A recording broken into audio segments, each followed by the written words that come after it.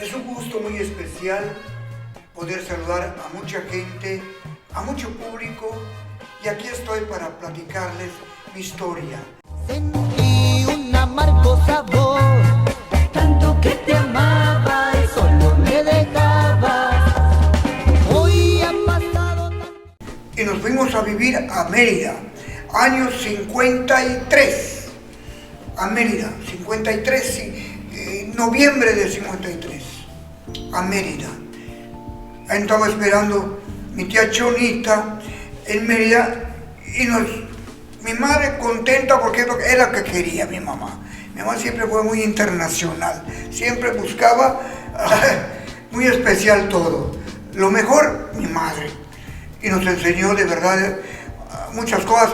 Yo era de pueblo, yo soy de pueblo, me encanta el pueblo, pero teníamos que estar en la ciudad.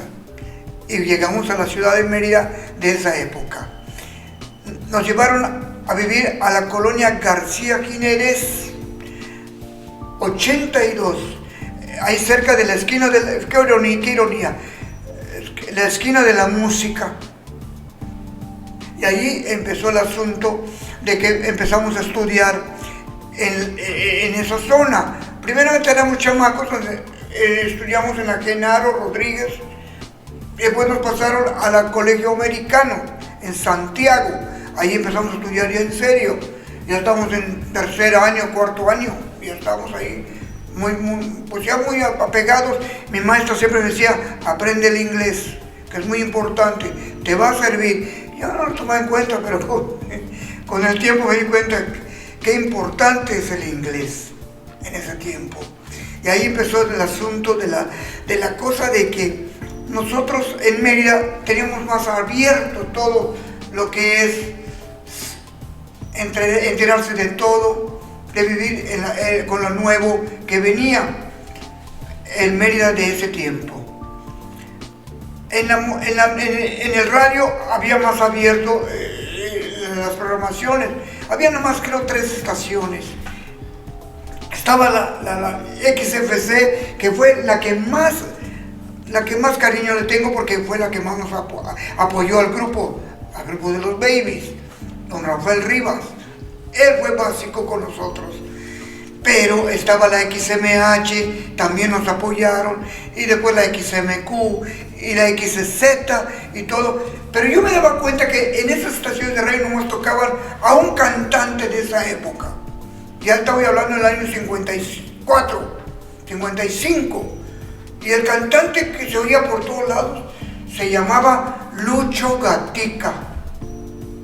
Lucho Gatica era lo más fuerte que había en ese tiempo, el Luis Miguel de esa época. Yo lo oía y me encantaba porque tenía una voz dulce, pero eran boleros tranquilos, que era la época de ese tiempo. Pero estaba en ese tiempo, es que había un ramillete de ritmos modernos de esa época. Estaba el mambo.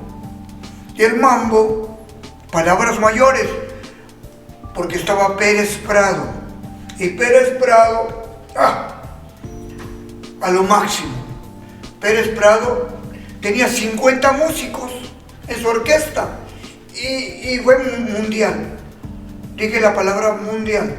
Entonces, Pérez Prado era increíble y era el rey del perrito, de la RCA Víctor. El número 1, Pérez Prado, por donde vayas. Entonces, del otro lado, Lucho Gatica, con lo que es realmente el bolero. Y del otro lado, Pedro Infante. Eran 3 cosas que decías, pues está bien, ok. Pero yo cantaba las canciones de boleros ya de chamaco, pero venía y me decía mi papá, todavía no te queda cantar ese tipo de canciones porque eres muy chamaco. Entonces pues yo cantaba una canción yucateca y yo sé que nunca besaré tú, no te queda cantar. ¿Me explico? Entonces dije yo, ¿qué puedo cantar?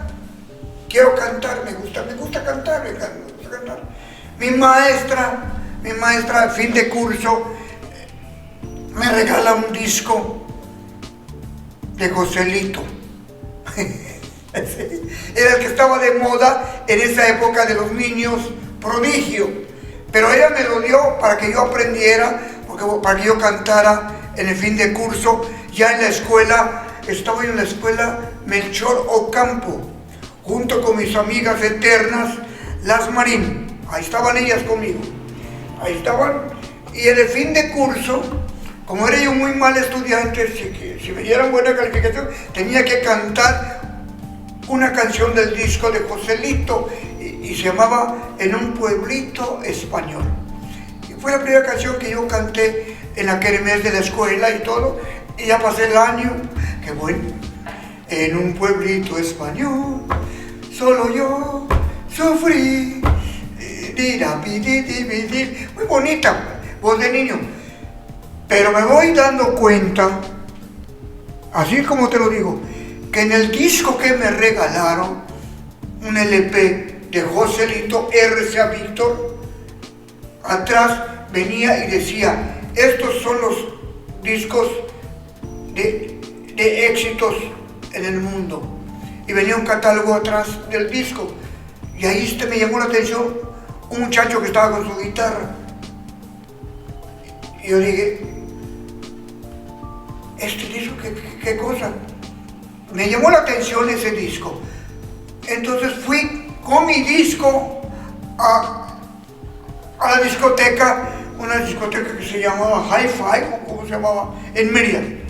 Y dije, oiga señorita, este disco se confundieron, yo pedí un disco y me llevaron este no me gustó. ¿Y cuál quiere? Este que está allá. Era Elvis Presley. Yo ya había oído algo de Elvis en el radio, en las estaciones americanas.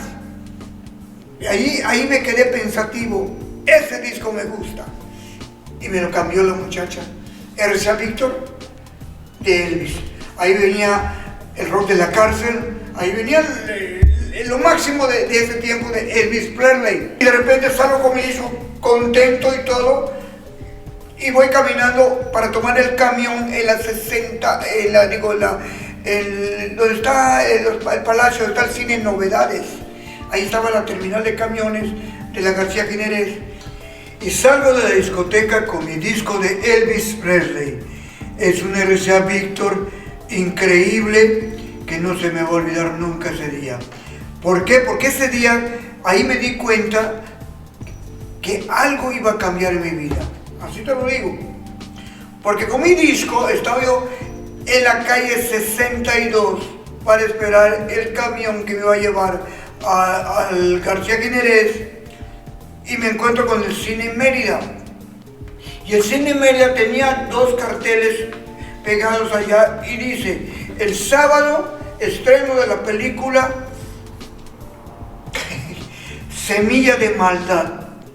Así decía el cartelón. Ese cartel nunca se me va a olvidar. Lo tengo yo tengo ese cartel, porque fue lo primero que yo vi. En ese cartel estaba un conjunto de rock en la portada. A un lado, porque nunca salía en la película, pero estaba la portada. Bill Haley y sus cometas.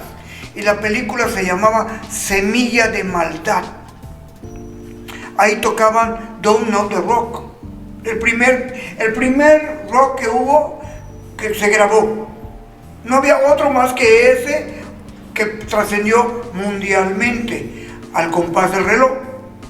Y del otro lado dice, y en Mérida, fíjate cómo era Mérida en su programación de cine. Único día, pasaban un solo día, una película, y al día siguiente otra película, pero puros estrenos.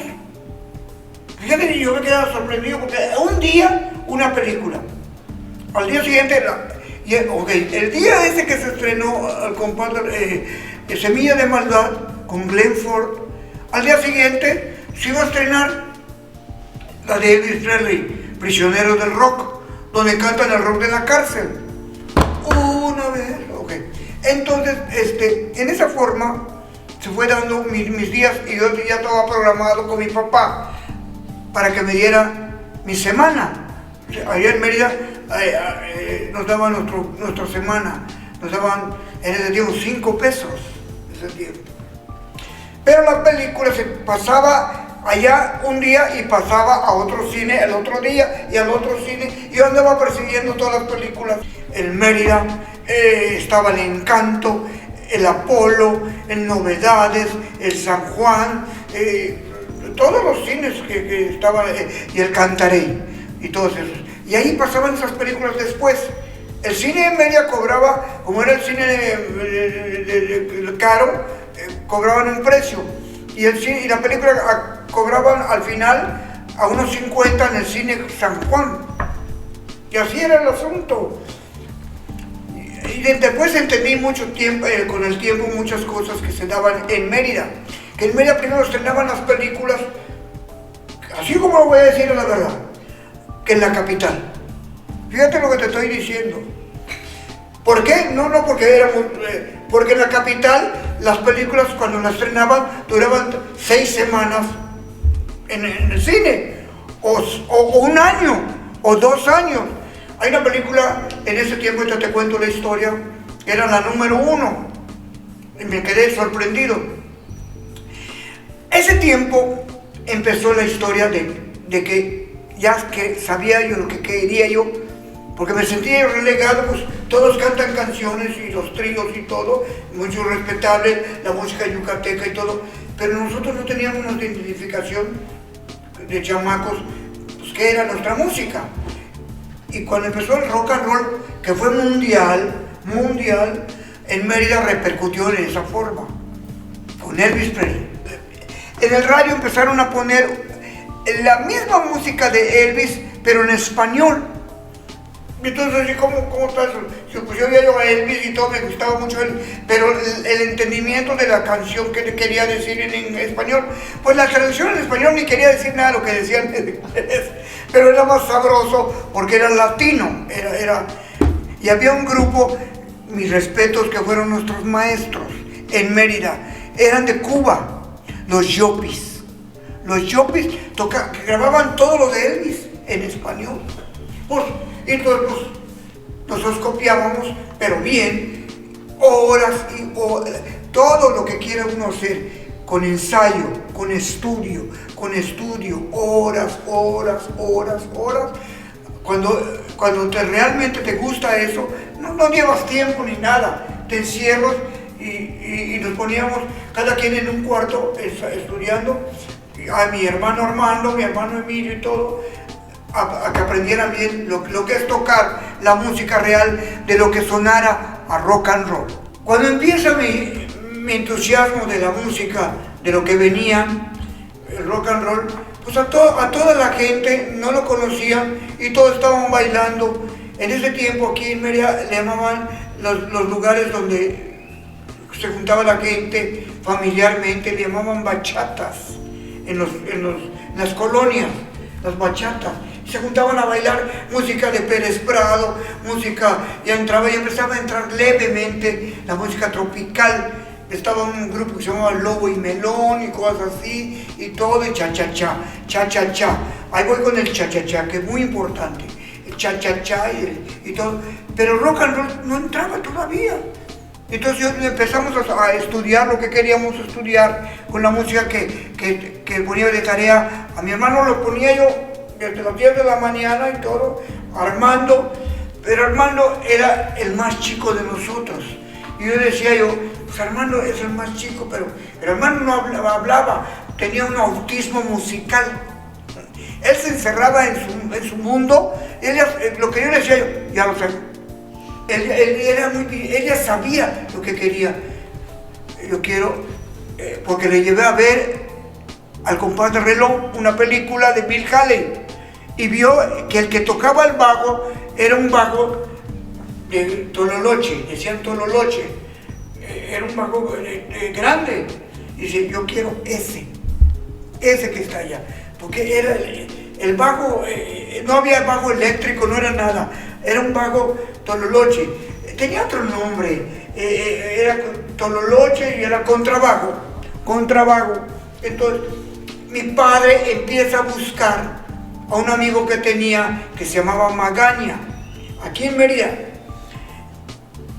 y Magaña fue a ver la película. Esa película la pusieron en diferentes cines y vieron ese bajo, ese contrabajo. Y ese no solo hizo uno, hizo como 5 bajos, pero hizo uno más pequeño para mi hermano Armando.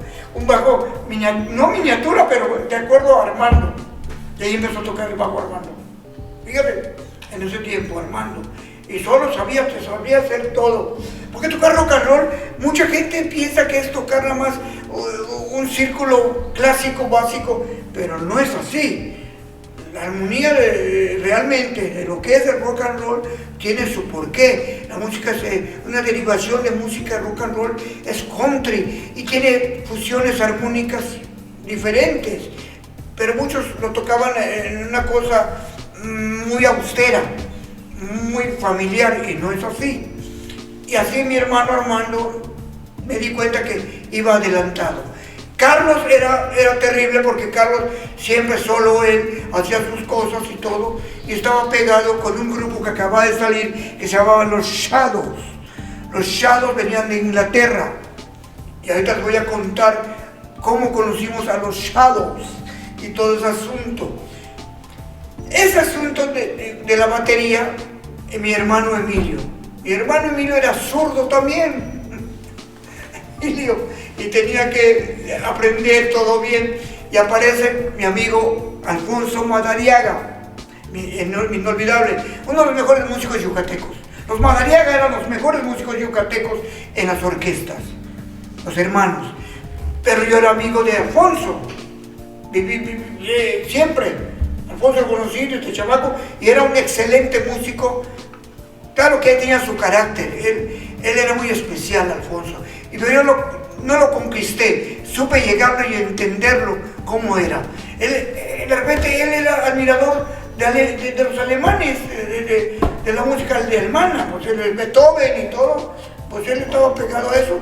Y entonces él fue el que nos vendió una batería que tenía, no sé qué, de dónde sacaba tantos instrumentos.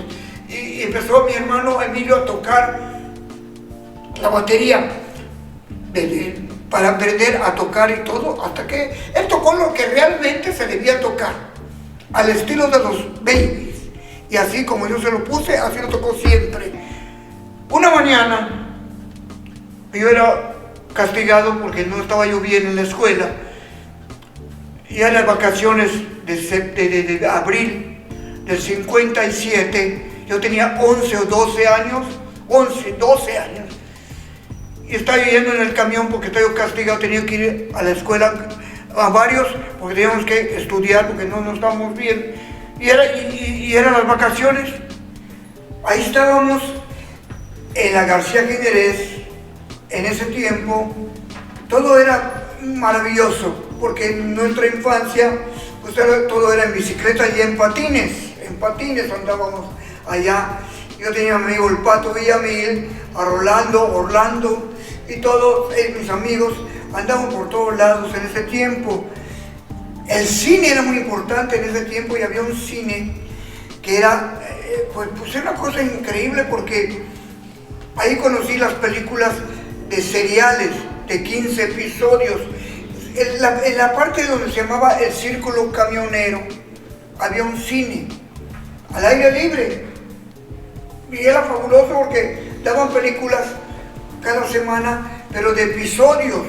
Y ahí conocí las películas de Batman, las primeras, las de Superman, las primeras. No confundí las de colores y las primeras películas que eran en episodios, y cada semana pasaban 2 episodios y todo, y te quedabas picado con ver los episodios que seguían. Era maravilloso ese tiempo, iba yo con mis amigos a ver las películas. Pero un día estoy allá en el Parque de las Américas y me gritan que ya había nacido mi hermanita, la más chica.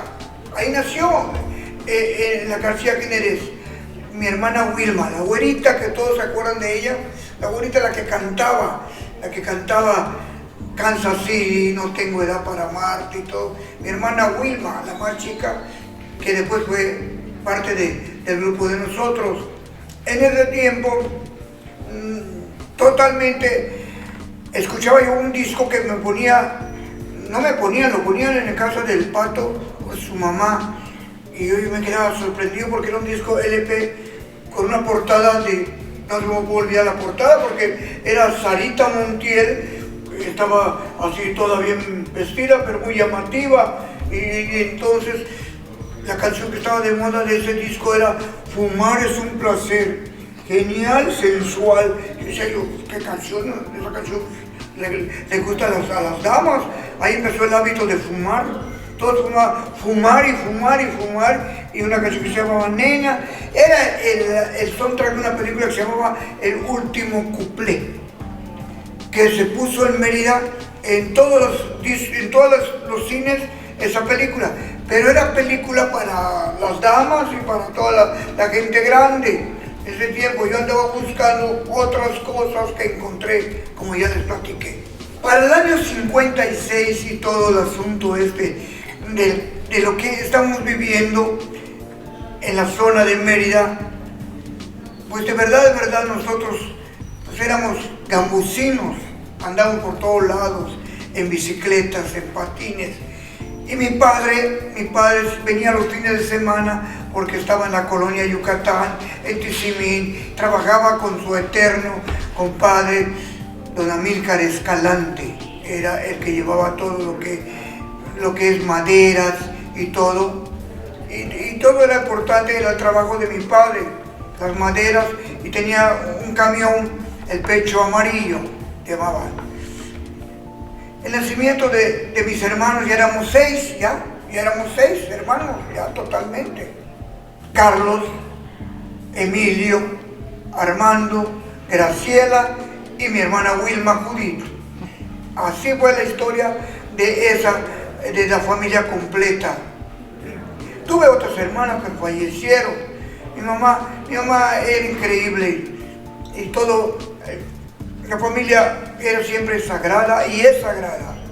En ese tiempo, mi padre, con sus viajes que hacía de noche, no sé por qué los hacía de noche, traía madera a vuelta de rueda, y de repente un día se quedó dormido su chofer y se voltearon.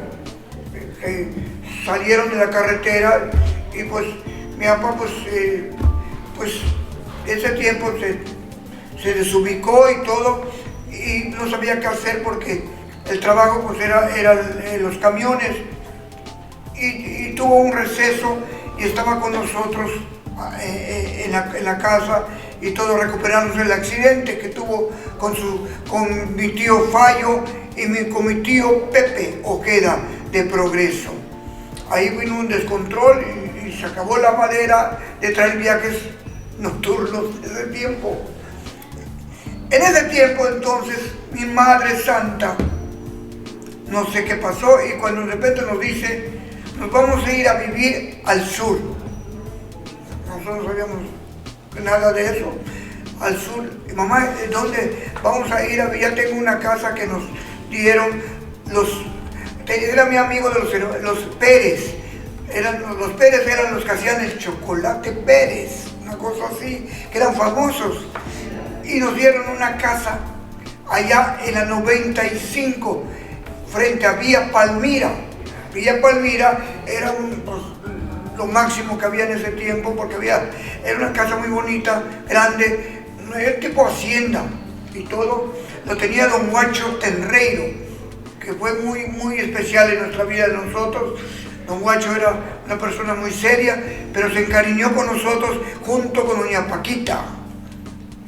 Y mi amigo, el hijo de don Guacho era Joaquín, era Víctor Tenreiro, que en ese tiempo su sueño era irse a vivir a Estados Unidos. Yo lo conocí y todo, me platicó que se iba a ir a Estados Unidos. Ya pasamos a vivir al Parque de las Américas, los 6 hermanos, mi papá, mi mamá, mi abuela, Bárbara y mi perro, Piteco. Ese perro fue muy famoso y todos se van a acordar de él. Era un perro fuera de serie. Y entonces en el Parque de las Américas, una tarde, estaba yo allá y de repente yo estaba exactamente, los miércoles iba a comprar con mi madre galletas a la Dondé. Era una fábrica de galletas, se llamaba la Dondé. Y vi un perro que me seguía, donde iba yo me seguía el perro. Pero era impresionante, era altísimo. Un perro gran danés, hasta después nos veramos la raza. Y le pusimos el nombre, mi hermano le puso Piteco. Piteco acá y Piteco allá. Y fue parte de nuestra vida de infancia, Piteco. Inolvidable, y de ahí nos fuimos, ahí nació el amor a los perros. Desde ese tiempo los perros para nosotros son sagrados, toda la vida. Ahí empezó la historia. En la 95, en la 54 Sur, era un camión que nos llevaba a la 95. Ese camión era muy importante, pues era la única conexión que salía del centro. En la escuela que yo estaba, me llevaba hasta la mera puerta de mi casa. En la 95 pasaba a la 54. Era un carro medio rojizo negro. Y menciono la 54 Sur porque ahí es donde exactamente, en la esquina de la Socorrito, llegó el año 57, abril, y ahí viene la desgracia grande de lo que fue Pedro Infante. Pedro Infante pasaba siempre en la calle de la 95 en su moto Harley para ir, pasaba por el cementerio y entraba al aeropuerto, pero por la parte de atrás estaba una compañía que se llamaba Damsa, era de aviones donde Pedro Infante volaba ahí, y Pedro siempre pasaba con su moto exactamente en la casa de nosotros, por ahí pasaba, me acuerdo mucho. Bueno, pues esa Semana Santa ya estábamos viviendo en esa zona maravillosa, que qué bueno que llegamos ahí. Todos decían los cheles de los cocos. Los cheles eran mis hermanos Armando, Emilio y Carlos, y los conocían todos allá, y Armando siempre andaba con el perro Piteco. Vivíamos ya en la 95, la zona de Xcalachén, la zona de los cocos, y todo fue maravilloso esa época. Pero lo triste fue cuando ese lunes cae un avión. Nadie sabía que era Pedro Infante. Cayó un avión, eso es lo que se sabía a las 7 de la mañana.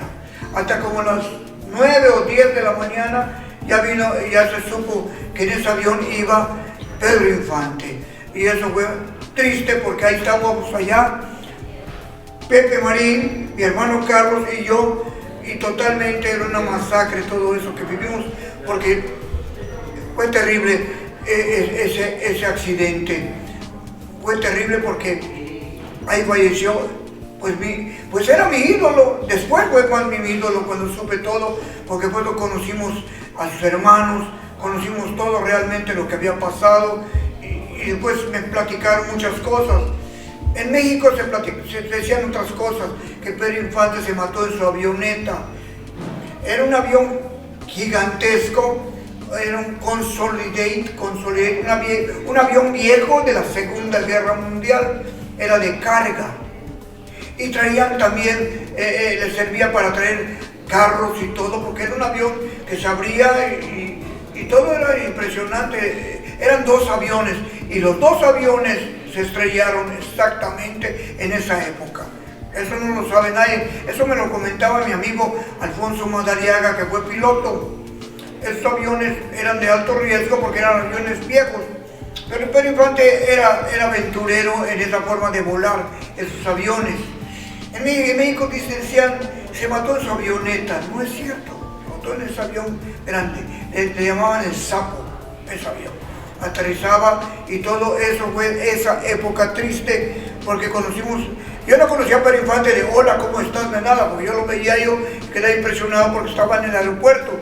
Y cuando estaba en el aeropuerto viejo, él estaba allá, arriba en un segundo piso, había un tipo de restaurant bar, y ahí estaba Pedro Infante, siempre con sus gorras de panadero, con sus lentes, su pantalón, como decían allá, vaquero, y sus botas y todo, y se llevaba con todos y se reía con todos. Nunca hablé con él, pero yo lo conocí porque lo vi en su casa en Isaes se llamaba, en su casa, en una esquina, ahí estaba su casa, y tenía una piscina, ahí nadaba, y estaba esa época maravillosa. Después lo vi cantar con mi amigo don Fernando Méndez, que tenía un trío, Los Tecolotes se llamaba, Los Tecolotes, así se llamaba, y Pedro Infante cantaba con ese trío. De repente le daba por ir a cantar en la XMQ, que estaba en la 60, ahí, porque había un programa famoso que tenía, que se llamaba Ahí viene Martín Corona. Él de discos y grabando todas las cosas grabadas, pero a veces cantaba Pedro Infante. Esa es parte de la historia cuando íbamos a empezar nosotros en la música. Bueno, esto que les estoy platicando, pues ojalá que les esté interesando, pero yo hablo con la verdad de lo que yo viví. Yo soy Enrique Ávila, y en el próximo capítulo, el capítulo número 2, va a empezar entonces ya la historia de los Babies del Rock. Yo lo viví, no me lo contaron. Todas las cosas bonitas no parecen tan bonitas y conmigo tú